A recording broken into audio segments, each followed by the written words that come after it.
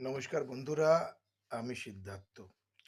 গত দুটো দিন ভারতের বাংলা সবথেকে বড় সংবাদপত্র আনন্দবাজার পত্রিকার প্রথম পৃষ্ঠা যার ছবি ও পরিবারের ছবি আছে, তার নাম হচ্ছে সোনালী বিবি। তাকে ভারতীয় বর্ডার সিকিউরিটি ফোর্স নাকি তাকে বাংলাদেশে খেদাই করেছিল। সেখান থেকে প্রচুর নাকি শাসক দল লড়াই করে তাকে আবার ভারতবর্ষে নিয়ে আসা হয়েছে। আপনি বলুন তো, এই যে এই নিউজটাতে ভারতের জিডিপি কোনো উন্নতি হয়ে গেল? ম্যানুফ্যাকচারিং কি কোনো উন্নতি হয়ে গেল? না বাংলার জিএসডিপি উন্নতি হয়ে গেল, কিংবা বাংলার কোনো কিছু উন্নতি হয়ে গেল? কিছুই হলো না। কিন্তু আমার প্রশ্ন, এই সোনালী বিবির মতন মানুষরা, যাদের দুটো বাচ্চা অলরেডি আছে আর একটা বাচ্চা তার পেটে আছে, এরা এনসিআর, নয়ডা, দিল্লি, গুরগাঁওতে কি করছে? তারা কর্ম পাচ্ছেন না কেন? তারা বাংলাতে কেন সুযোগ সুবিধা পাচ্ছেন না?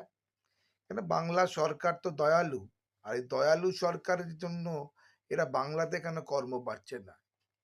তাই আমি বারবার বাংলা সরকারকে অনুরোধ করছি, পরিযায়ী শ্রমিক নিয়ে, মাইগ্রেশন লেবারকে নিয়ে পরিকল্পনা করুন।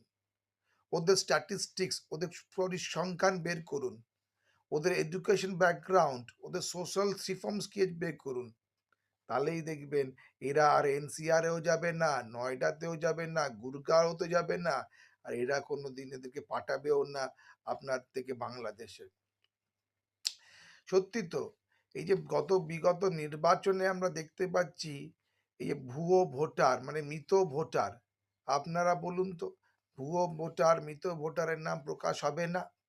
যারা কিনা স্থানান্তরিত ভোটার, তাদের নাম পরিবর্তন হবে না? এইগুলো কি ভালো জিনিস? এটা কি একটা অর্থনীতির পক্ষে, রাজ্যের জন্য ভালো জিনিস? বিগত ৭৫ বছরে বাংলার কি কি ডেভেলপমেন্ট হয়েছে, কি কি উন্নতি হয়েছে, আমাকে একটু বলুন তো কমেন্ট করে। বিগত ১৫ বছরের তৃণমূল পার্টির উপলব্ধিটা আমি একটু বোঝান দেখি তো, আমিও শুনতে চাইছি।